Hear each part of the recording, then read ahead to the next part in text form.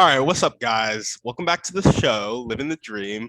Here we have the privilege of talking to Josh Bolton, who is a martial artist that also runs the Josh Bolton Show. Josh, how you doing today? I'm doing good and an absolute pleasure. This guy is fantastic. Thorough follow up when he reached out to me. Yep, love it. And Josh, you just got off the night shift, is that right? I had tonight off, so Gotcha. that's why I booked such a quick slot because I'm like I am not working that night. That's epic. That's epic. But you do work the night shift, and it's 5 a.m. there right now, 4 a.m. 4:56 a.m. Oof, today. man, more power to you. I respect it and I really appreciate it. Thank you. Awesome. Well, we like to jump right in here. And so if you could start with just telling us a little bit about your family, where you're from, and what the stuff you like to do for fun. So family, mother, father, been married for like 30 years. I have a young sister, classic brother sister relationship. We love each other to death, but we argue over everything. Um, and I've always grown up a little more inquisitive than most, looking at the patterns and different things. So even in the young age, they're like, Josh, you're weird. I'm now as a 28-year-old, I'm like, yes, I know I'm weird, but that's what makes me good. Yeah. Yeah, no, for sure. And being inquisitive and just questioning things and analyzing things, not at all a bad thing. It's Not not. at all a bad thing. So what are some of the things you like to do for fun? So I've been doing martial arts for 15 years, achieved black belt in that time. I'm going for my second stripe for black belt in November 14th. And hiking, camping, riding my bike, like I was telling you earlier. So Yep. just keeping busy. Recently taking up kendo, as you can see in the corner, for those with the video. Yeah. Yeah. That's awesome. That's awesome. Black belt in martial arts. That is epic. It is. So has it taken you the whole 15 years? How long have you been black belt? So I was actually ready like 8 years into it, but out of honor for my dad, I waited like an extra 4 years. Oh, So did it take him that long to get to it? he kept dragging his feet. So there was a certain point I was ready to tell him, like, I'm just gonna go because I'm not sure if I can remember everything by then. What is that process like? So for the test itself, you have to remember the 20 forms.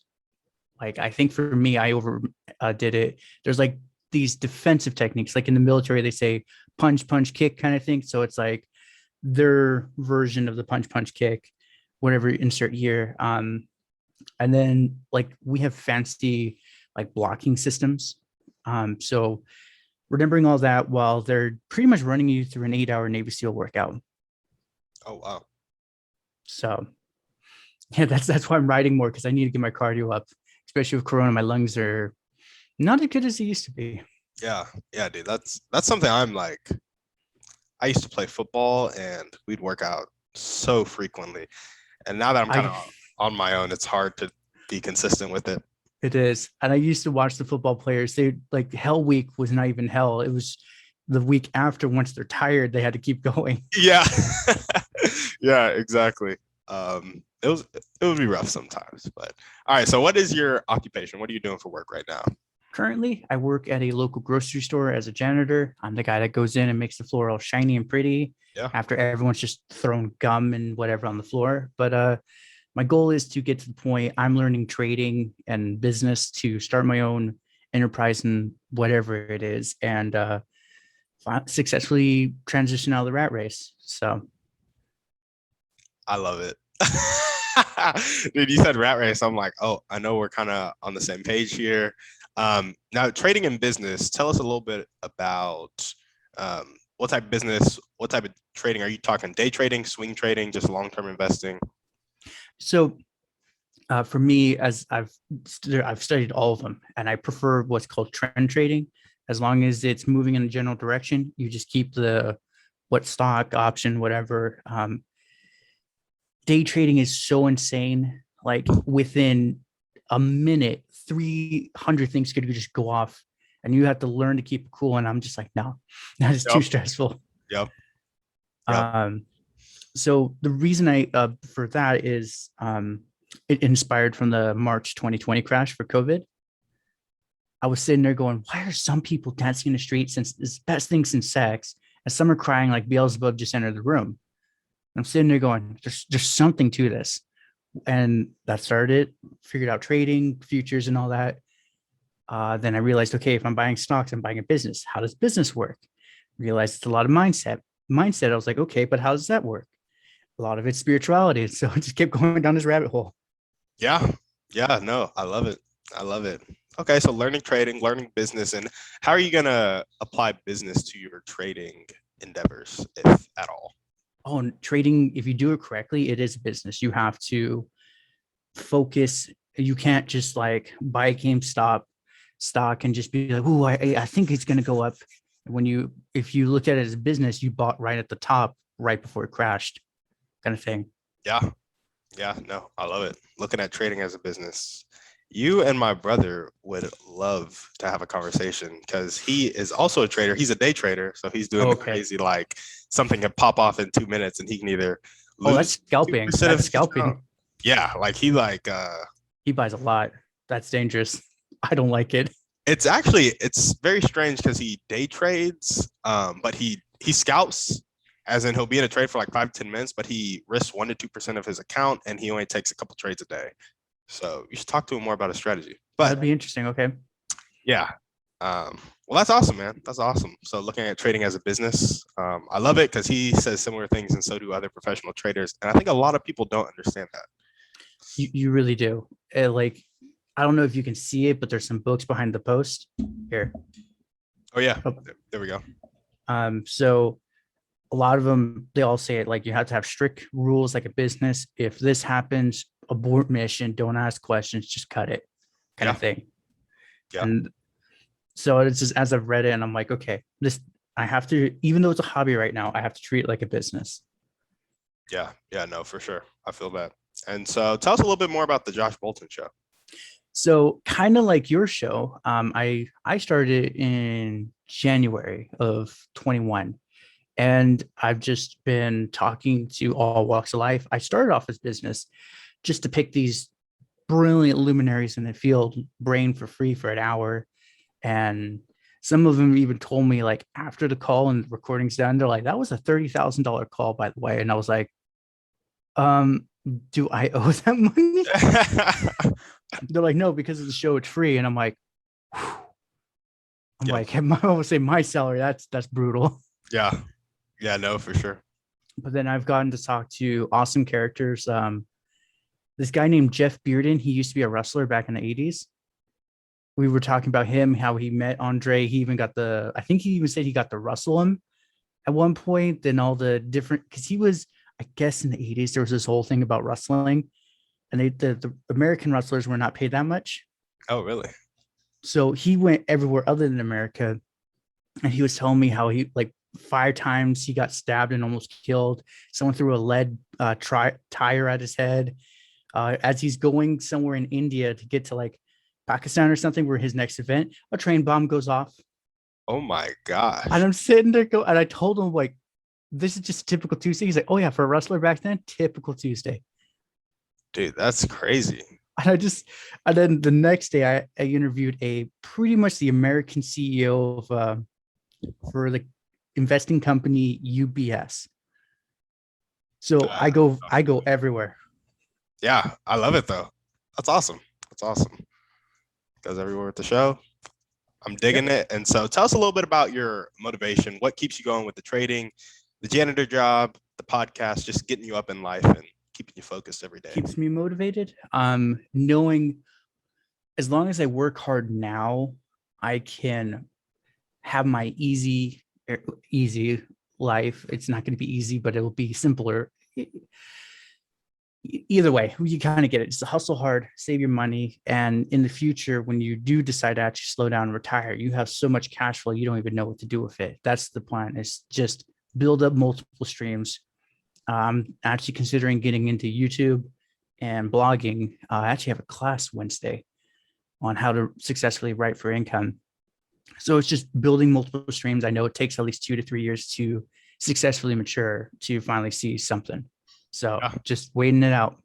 Yeah, work like nobody else, or live like nobody else today so you can live like nobody else tomorrow. Exactly. Yep. Good old Dave Ramsey. Yeah, no, I love that. I dig it, and that's a good thing to. I think a lot of like I'm 22, you're 28. A lot of people this young like aren't on that mindset, No, and when you are, it will set you up. To like, even I would say if you want to have a successful person's mindset, but you don't want to get all complicated with business and trading, just read Richest Man in Babylon, take everything he teaches, then think and grow rich. That is all you need to be successful in life, dude, is two what I great tell people. books. Two Those great just those, books. yeah, those Yeah. are timeless no matter what. And it will you will be miles ahead of everyone else if you comprehend and do what they say. No, I completely agree.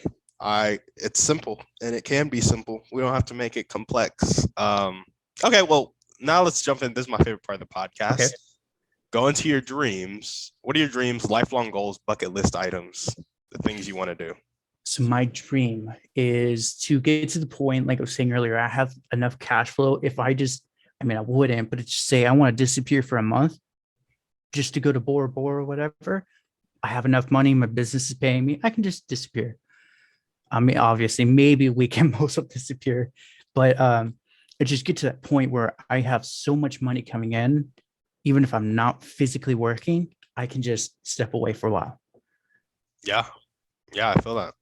Traveling the world. I want to eventually see Japan, China before they flood all the temples.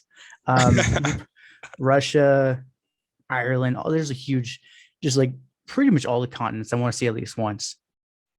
Yeah, yeah, no, I feel that. So cash flowing, being financially free, basically out the rat race with your Right. cash flow, and also having that like location freedom, time freedom. You can kind of do what you want to do when you want to do it, type of stuff, Exactly. and then traveling the world. And then at that point, because a lot of it will be nomadic blogging, YouTube, I don't have to have one set place. I could be here in California for a week and then be like, I feel like Puerto Rico feels like a good week. Just go get an apartment, continue everything there. As long as I have my light and camera, I'm good to go. Yeah, yeah, no, for sure. I love it. I love it. Uh, any other big dreams slash goals that you got on the horizon? Like after you're financially free, what do you want to do? In the process, what do you want it to look like? So it's kind of funny. And for those who are trying to be financially independent, they would be like, what the hell are you talking about, Josh?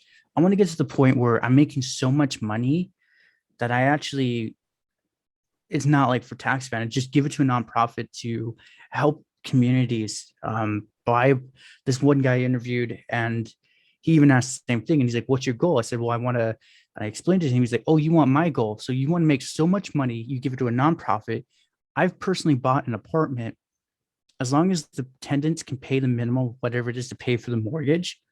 He's like, they can live a very safe. He's like, that's at least 600 families I have now off the streets, and at an extremely. He's like, it's even lower than government income. He's like, just enough to pay my mortgage. Yeah, And I was just like, I said, that's what I want. I wanted to. Is the joke is make Josh rich because then he'll help the community, kind of thing. yeah, yeah. And so when you say help communities, is there a specific way you want to do it, like with housing or like with food or with cultivating Everything, schools? everything.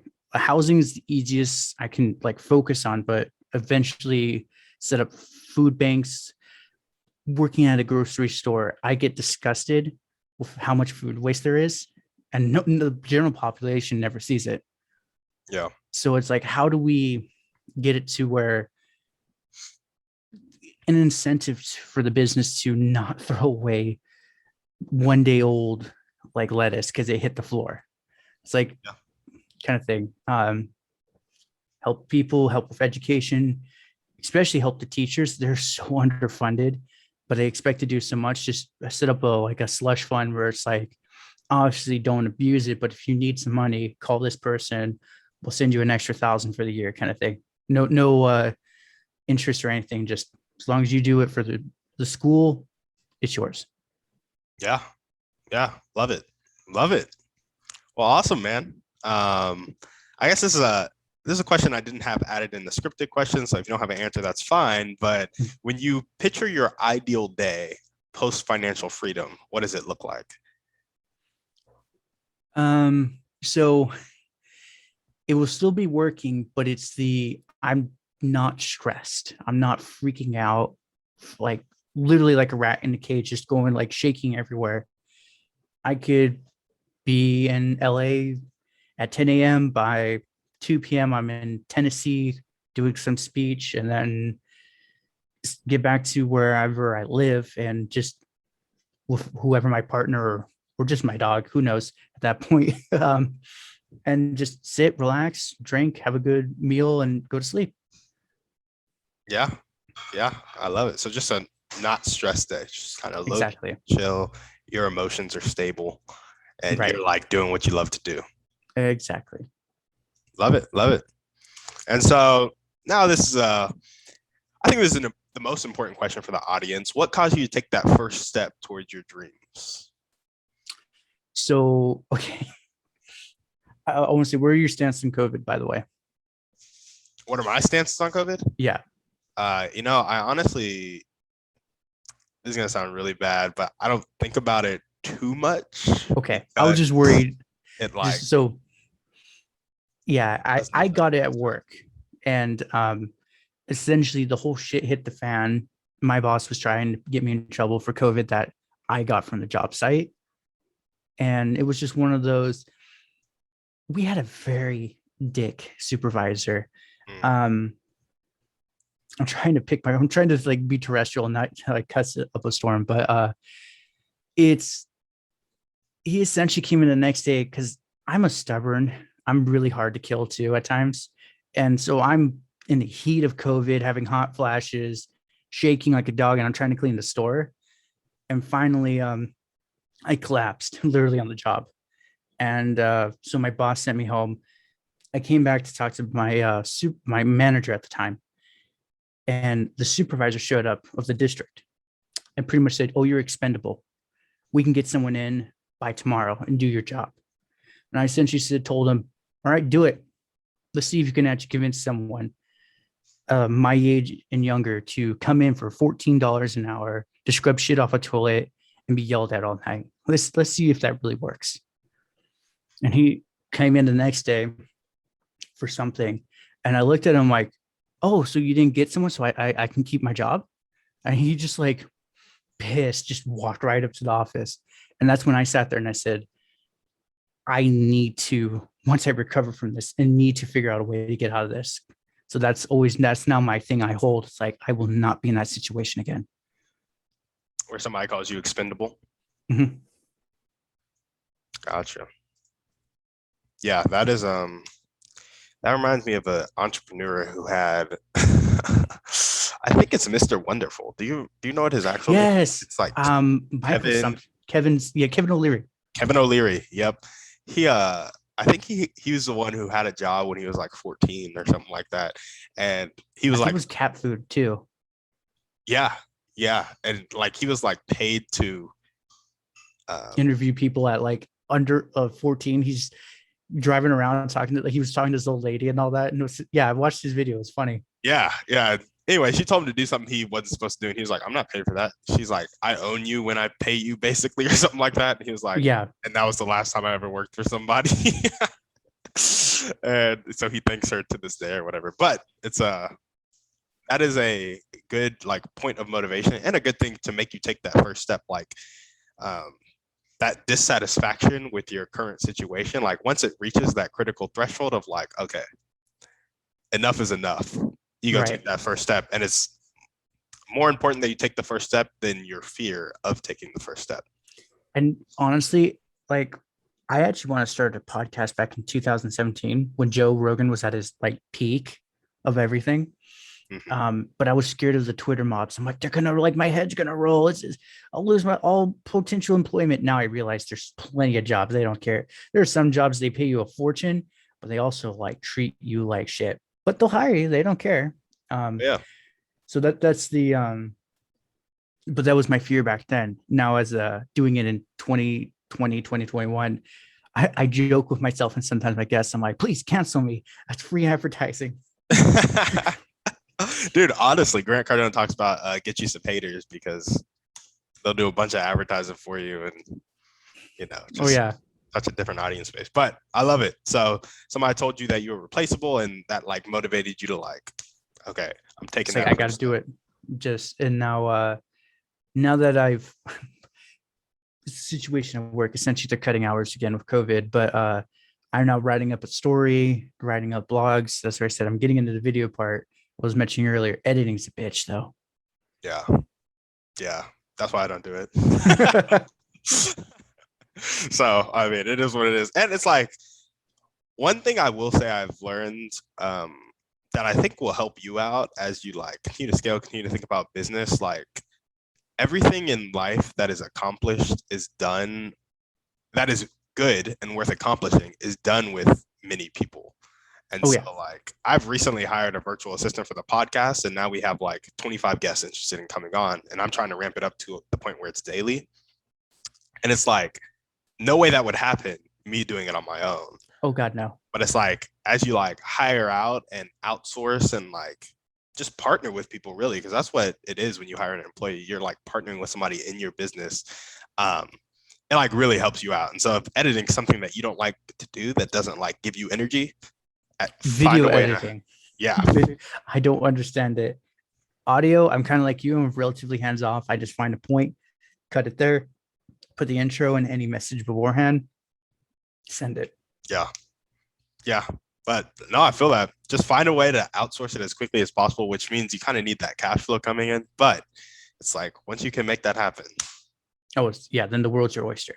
yeah, Yeah. The many people I've interviewed, that's the biggest thing they said. They're like, actually, most of the effective advice has come from the female entrepreneurs, and they're like, essentially, one of them said, if you're running an actual shop, like in person or in general, they're like, hire specifically a mom that's child just turned 5 to 6. And that's where she's like, not to sound creepy though, Josh. I'm like, well, you're telling a man this and you're a successful entrepreneur. I assume no creepiness kind of thing. yeah, yeah. And she's like, because shit's getting real. It's like, just had a kid. So they know if they make you rich, you make them rich. And I was like, interesting. Okay. I'll keep that in mind if I start something. That really is interesting. Did y'all hear that? That's a golden nugget. Make sure you write that Right. It one down.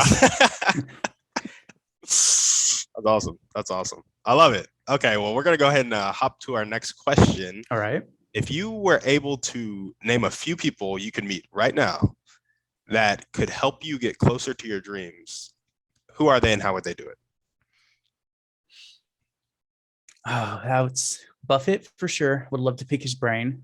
But it sounds strange. I would really like to talk to Rockefeller. Oh yeah, It's one of those for his age. How did he see that coming? How did he see all the different things kind of? And a lot of his advice is what I do now, where it's like make 1% off 100 people, don't make 100% off yourself, kind of thing. yep. Yeah, no, for sure. So Rockefeller and Buffett, Yes. and I'm assuming they would mainly help with just wisdom and insight into your life. Like right now with all the violence and volatility in the stock market, but everything in general, I literally can't look at it. I take my little retirement account I made and I just leave it. I can't look. It's like Yeah.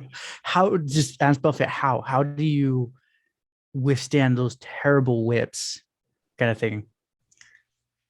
Yeah, yeah, I feel that. Have you ever read The Intelligent Investor by Benjamin Graham, I think it is? Yes, that's the original. He's the OG that taught Buffett. I've read it, but it's still, it helps, but it still doesn't give you like a play by play kind Yeah, of thing. yeah.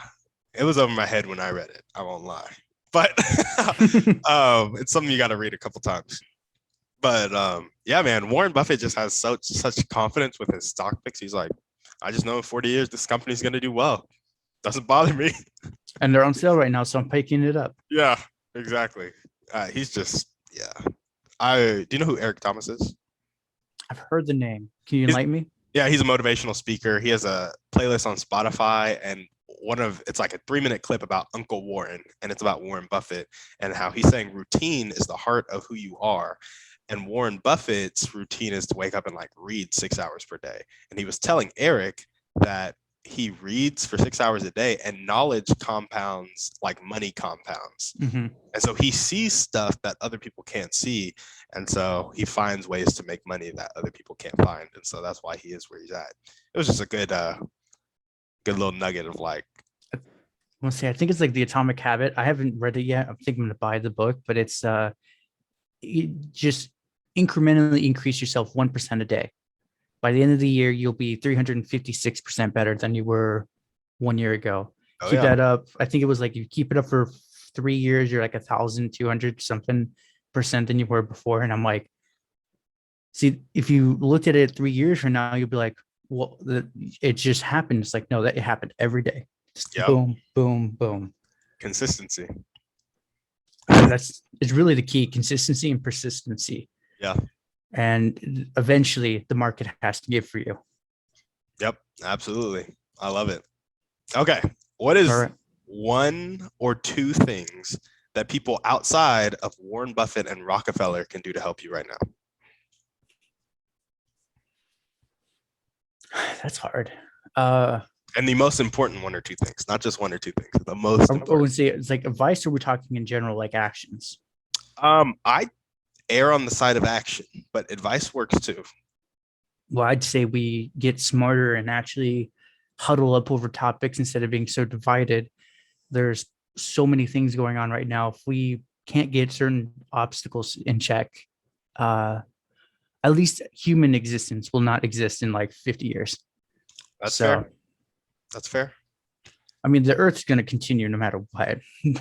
But it's the if we can't get our shit together essentially and actually agree over it, then you can learn all you want. Well, you can't use it in a couple of years because you'll be dead. Yeah. And so would you say that is the way that people outside of Buffett and Rockefeller can most help you get to your dreams right now? I wouldn't say me. I'm kind of like an empath. I feel a lot of people's feelings, even though I try to ignore my feelings. Yep. Um, and it's this division we're going through is unnatural. I actually was talking to my guest yesterday. She went down an interesting rabbit hole. I won't go there, but essentially I was saying like our cell phones, great. There's opportunities for a 12-year-old to make a shit ton of money online. But it's also introduced a problem we've nowhere in our human existence that we had. We can hear up to 4 billion people's different opinions. Yep. We're tribal, at most 30 people in our tribe from our ancestor roots. That's why they say keep like 5 people close to you, because 5 out of the tribe, that's not really going to mess anything up. And my epiphany, my revelation, I'm like, I don't really actually use social media as much as I should. I should probably hire a VA and outsource it to them. Yeah. But I don't want to participate in this toxicity that is compounding over a lot of different areas. Okay. Okay. So And so it's just learn to love for each other again. Loving each other, we will achieve many great things. And yes, in the tide raises all boats. It's like, but the bar will be too high, even if it comes back.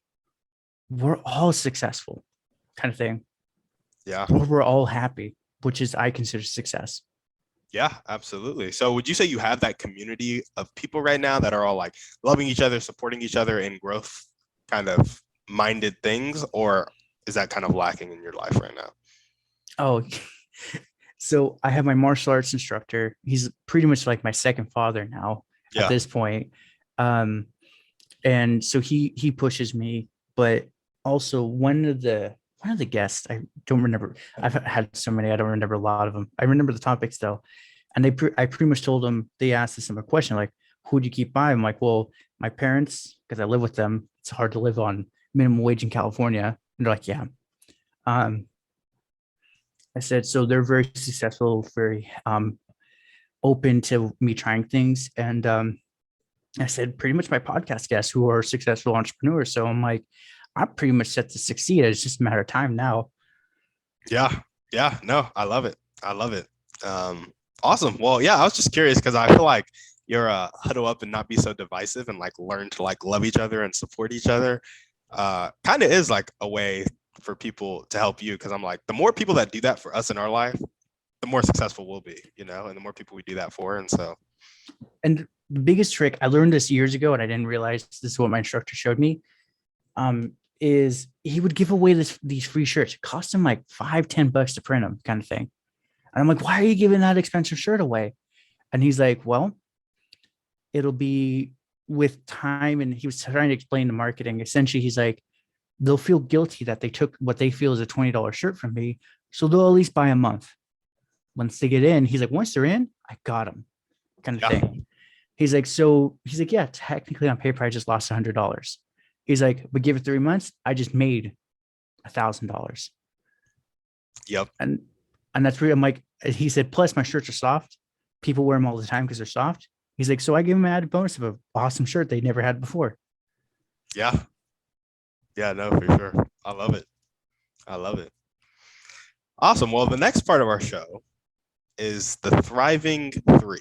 And so this is just, I love to get everybody's perspective on how they thrive in their life. And I think 3 factors are really important: how we educate ourselves, how we take care of ourselves, and the action we take.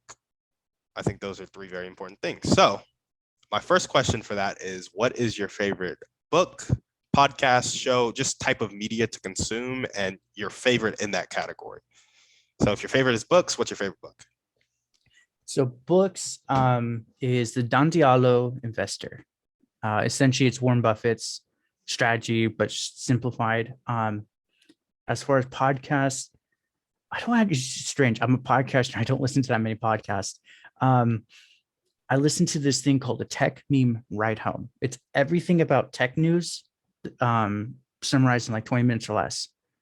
So it's then Today in Digital Marketing by Todd Matheson. It's just basic stuff. As far as learning, like I said, I've pointed the books, I've read plenty. It's just hunkering down, like we were mentioning earlier, consistency, have a pattern for the day. All the successful books keep saying that. Yeah, absolutely. Love it. All right, what's one way you like to take care of yourself? Martial arts, riding my bike, and where I am, specifically in California, the COVID cases are spiking. So I don't go to the gym right now, but in general, I would go to the gym, lift some weights, and swim in the pool. Gotcha. So just a lot of exercise and physical activity. I want to say how I'm built. I have to keep working out. Yeah, I feel it. Love it. Okay, what's one action step you can take right now to get to your dreams, or one that you can continue to take to get to your dreams? So if you have a new one, you can talk about it. If you just are in your system and cycle, what is it for us? Be comfortable with being uncomfortable. Ooh, I love it. Like the video. That's why I said I'm working on figuring out what I'm good at, what I'm good to talk about. Because there's like 2 billion YouTubers. So it's like, what makes me unique of the 2 billion? And I've come to realize it's like just me being me. So absolutely.